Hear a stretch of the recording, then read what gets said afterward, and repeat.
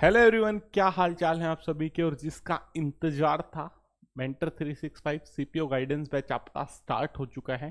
पहले 1 जुलाई से था, बट कोई टेक्निकल मिस्टेक्स थी, उनकी वजह से डिले हो रहा था। अब फाइनली आप मान के चलें कि वीडियोस अपलोड आपकी होना शुरू हो गई हैं। आज फ्राइडे को मैं वीडियो रिकॉर्ड कर रहा हूँ, सैटरडे इवनिंग तक आपको सारी वीडियोस मिल चुकी होंगी। उसके बाद मंडे को फुली प्रिपेयर होके अपने जबरदस्त तरीके से आपको तैयारी करनी। टाइम काफी है, लेकिन काफी का मतलब ये नहीं है कि आप रेस्ट लोगे। रेस्ट नहीं ले सकते एक भी दिन, क्योंकि 80 दिन ही बचे हैं। लेकिन अगर आप पॉजिटिव होके चलोगे तो इंप्रूवमेंट के लिए काफी टाइम है। ठीक है मेरे भाई, प्रॉपर तरीके से सब्जेक्ट वाइज मैं आपको बताने वाला हूं, बिल्कुल डिटेल में खोल के। देखो बेटा, मेरा कोई मोटिव ये नहीं है कि पैसे कमाना, क्योंकि अगर पैसे कमाना मोटिव होता तो यूट्यूब पे एड्स चला सकते थे। बहुत अच्छे अच्छे ऑफर्स आए हैं, उन ऑफर्स को मैंने छोड़ा है। प्रॉपर मेरा फोकस है अपनी, जो मैं जॉब कर रहा हूँ, टीचिंग की जॉब कर रहा हूँ दिल्ली में, उस पे। दूसरा मेरा फोकस है अपनी आगे की यूपीएससी की तैयारी पे, क्योंकि अब आप देख रहे हो धीरे धीरे वीडियोस भी कम हो रही हैं। धीरे धीरे यूट्यूब पे अभी काम करना भी अगले 2-3 साल बिल्कुल कम करेंगे, और पूरा फोकस मेरे को अपना करियर पे है। अभी ये लास्ट बैच है, क्योंकि मैंने कमिटमेंट ऑलरेडी कर रखी थी। बच्चे मेरे साथ सीपीओ के और दिल्ली पुलिस कांस्टेबल के जुड़े हुए थे, तो उनके लिए ये लास्ट बैच में आपके साथ लेके आया हूँ। नॉमिनल सी फीस होती है बेटा, और आप ये मान के चलो 100-150 बच्चे जुड़ते हैं एक बैच में। कोई ज़्यादा इसमें से 3 महीने की बहुत ज़्यादा कोई आउटपुट नहीं आती, लेकिन देखो एक सेटिस्फैक्शन होता है। मेरा काम ही मेंटरशिप का था, मुझे इसी में खुशी मिलती थी, इसलिए मैंने शुरुआत करी। वीडियो के माध्यम से सब्जेक्ट वाइज मैं आपको समझाने की कोशिश करूंगा कि कैसे आपको सब्जेक्ट्स को पढ़ना है, कैसे उनको मैनेज करना है। देखो, आपका अपना तरीका हो सकता है, लेकिन आप एक प्रॉपर तरीके से चैनलाइज वे में अगर आप मेहनत करोगे तो कहीं आगे तक चले जाओ। टेक्निक देखो, आपने देखा होगा लॉन्ग जंप हाई जंप हम प्रैक्टिस करते हैं।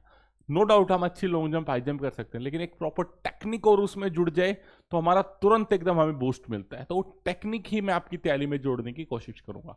दूसरी बात, अगर आपको कोई भी कंफ्यूजन आता है, व्हाट्सएप पे आप मैसेज करें। थोड़ा सा व्हाट्सएप पे रिप्लाई में आपको डिले मिलेगा, क्योंकि मैंने आपको बताया कि प्रिपरेशन चल रही है, जॉब भी चल रही है, और पूरा फोकस उसी के ऊपर है आने वाले टाइम में। तो अगर आपको कोई भी डाउट कंफ्यूजन आता है तो आप व्हाट्सएप पे मैसेज करें, बैच वाले बच्चों को मैं आपको रिप्लाई जरूर दूंगा। ठीक है, 1-2 दिन 3 दिन का समय जरूर लग सकता है, बट आपको रिप्लाई मिल जाएगा, और बिल्कुल सेटिस्फैक्टरी रिप्लाई मिलेगा। अब शुरुआत करते हैं रीजनिंग की। बेटा, सीपीओ में रीजनिंग को बहुत हल्के में ले लेते हैं आप बच्चे। क्या करते हैं, सीपीओ की जो रीजनिंग आती है वो ठीक ठाक पूछी जाती है, और 50 क्वेश्चन होते हैं सीपीओ में रीजनिंग में, और टोटल ओवरऑल 200 क्वेश्चन होते हैं। इसका मतलब ये नॉलेज का तो एग्जाम है। सीजीएल में 25 होते हैं, तो स्पीड चाहिए, कम टाइम होता है। टाइमिंग वैसे अगर आप ओवरऑल देखोगे तो सेम सेम है। उसमें 1 घंटे में 100 क्वेश्चन है, इसमें 2 घंटे में 200 क्वेश्चन है, लेकिन इसमें ज्यादा नंबर ऑफ क्वेश्चन ज्यादा। इसका मतलब आपको नॉलेज ज्यादा होनी चाहिए, प्रॉपर नॉलेज आपको अपने पास रखनी है। दिक्कत क्या होती है सीपीओ के, जब मैं रीजनिंग के रिजल्ट को एनालिसिस करता हूं तो बच्चे यहां 42 तक आके रुक जाते हैं। अच्छे अच्छे बच्चे जिनका स्कोर 150 तक भी जाता है, उनका मैंने देखा है रीजनिंग में 45-46 तक रुक जाते हैं। बेटा, अब आपको इस बात का मैंने पहले ही अंदेशा दे दिया है कि रीजनिंग आपको मार कर सकती है। टाइम कंज्यूमिंग भी होती है, बच्चे 1-1 घंटा लगा देते हैं 50 क्वेश्चन को करने में, जबकि जो 50 क्वेश्चन करने का टाइम होना चाहिए वो 38 मिनट होना चाहिए। कितना होना चाहिए बेटा? 38 मिनट। तो अगर आपने ये करा, 38 मिनट पे आपने फोकस करा और प्रॉपर आप तैयारी करके गए, तो इजीली आप पेपर में भी आगे बढ़ पाओगे।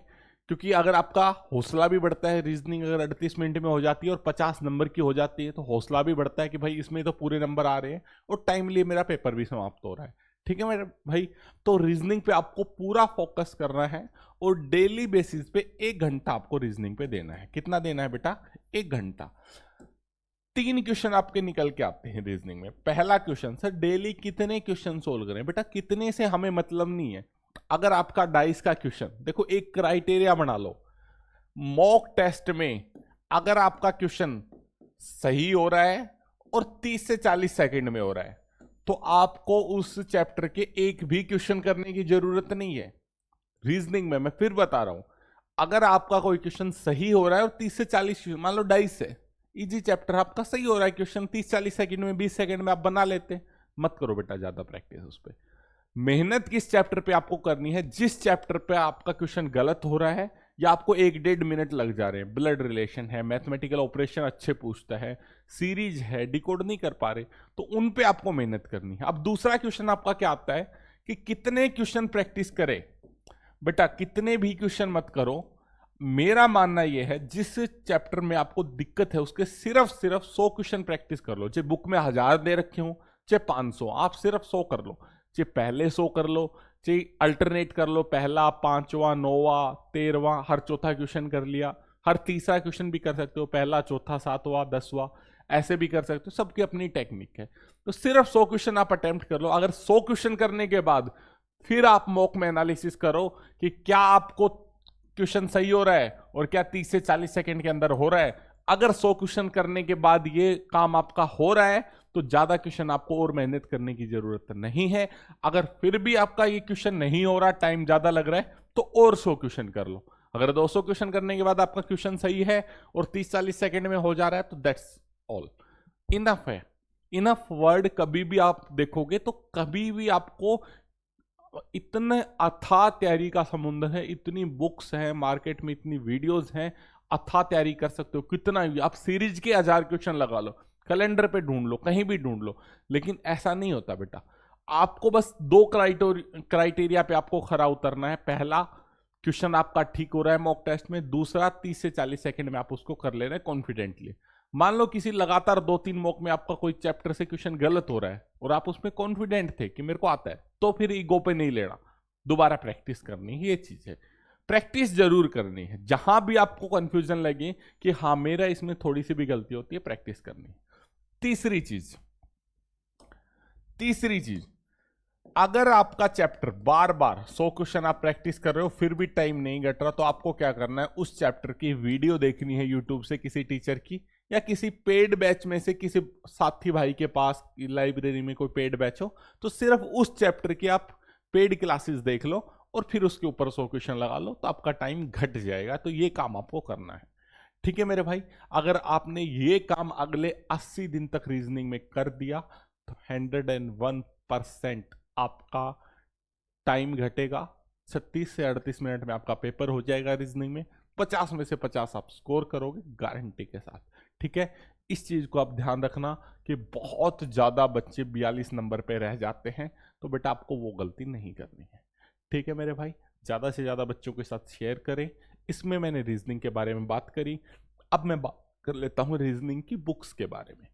तो बेटा रीजनिंग की अगर मैं बुक की बात करूं तो आपको सिर्फ और सिर्फ एक बुक फॉलो करनी है, वो है पिनेकल। कौन सी बुक है बेटा? पिनेकल प्रीवियस ईयर रीजनिंग की एडिशन 1, 2, 3 कोई भी हो चलेगा। फिर मैंने बताया, अब कुछ बच्चों का मैसेज आता है सर एडिशन 1 है सर। अब देखो, अगर आपके पास कोई और बुक है तो उसको जांचने का तरीका देखो। अगर आपने उस बुक से क्वेश्चन लगाए, आपका क्वेश्चन सही हो जा रहा है और 30 सेकंड 40 सेकंड में हो जा रहा है, तो बस वो बुक भी बढ़िया है, कोई दिक्कत नहीं है। लेकिन इस बुक को मैं इसलिए प्रीफर करवा रहा हूं कि बेटा लेटेस्ट क्वेश्चन पे पूछ रहा है और हाल फिलहाल टीसीएस ने रीजनिंग पूछने का पैटर्न काफी बदल दिया है, मिसिंग नंबर, सीरीज के क्वेश्चंस को काफी मॉडिफाई कर दिया है, तो इसलिए मैं आपको ये प्रीफर कर रहा हूं। बाकी आप कोई भी बुक ले सकते हैं, बस 2 ही क्राइटेरिया पे खुद को खरा उतारे, 2 ही क्राइटेरिया पे खुद को खरा उतारें कि आपका क्वेश्चन सही हो, टाइमली हो, ठीक है बेटा। और कोई बड़ी माया नहीं है इसके अंदर, रीजनिंग के अंदर ये बुक हम प्रीफर करने वाले हैं। डेली आपको टारगेट्स मिलेंगे। आपको मैं 24 चैप्टर हैं, डेली एक एक दिन में एक एक चैप्टर आपको डेली 1 घंटे के लिए दूंगा, प्रैक्टिस करेंगे। अगर आपको मान लो मैंने आज ब्लड रिलेशन दिया, आपका हो गया, अगले दिन मैंने डाइस दिया, आपको लगता है कि मेरा ब्लड रिलेशन कमजोर है, डाइस तो मेरे को बहुत अच्छे से आता है, तो आप क्या कर सकते हैं, अपने हिसाब से टारगेट्स को मॉडिफाई कर सकते हैं। उस दिन का वो 1 घंटा डाइस पे ना लगा के आधा घंटा डाइस पे और आधा घंटा ब्लड रिलेशन पे दे सकते हैं। ऐसे करके आप आगे बढ़ सकते हैं। थोड़ा बहुत मैनेजमेंट आप अपने हिसाब से भी कर सकते हैं। कोई टॉपिक अगर आपको आता है तो उसको आधे घंटे में निपटा के बाकी आधा घंटा आप दूसरे टॉपिक जो आपको नहीं आता उस पर भी दे सकते हैं, ठीक है मेरे भाई। बट कोशिश करें एक बार 24 दिन मेरे साथ सारे टॉपिक्स को रिवाइज कर जाएं, उसके बाद सिर्फ जो वीक टॉपिक बचे उनको बार बार करें, ठीक है मेरे भाई। जुड़े रहे मेंटर 365 के साथ, ज़्यादा से ज़्यादा शेयर करो। और अगली वीडियो में हम डिस्कस करेंगे मैथ को कैसे करना है, मैथ के अंदर क्या क्या गहराइयाँ होती हैं, क्यों मैथ में बच्चों के मार्क्स कटते हैं, जीएस में कहाँ कमजोरियाँ होती हैं, क्यों बच्चे जीएस में स्कोर नहीं कर पाते, बहुत सारी बातों के बारे में हम डिस्कस करेंगे। ठीक है मेरे भाई, तो जुड़े रहे mentor 365। Thank you, bye bye, take care, जय हिंद।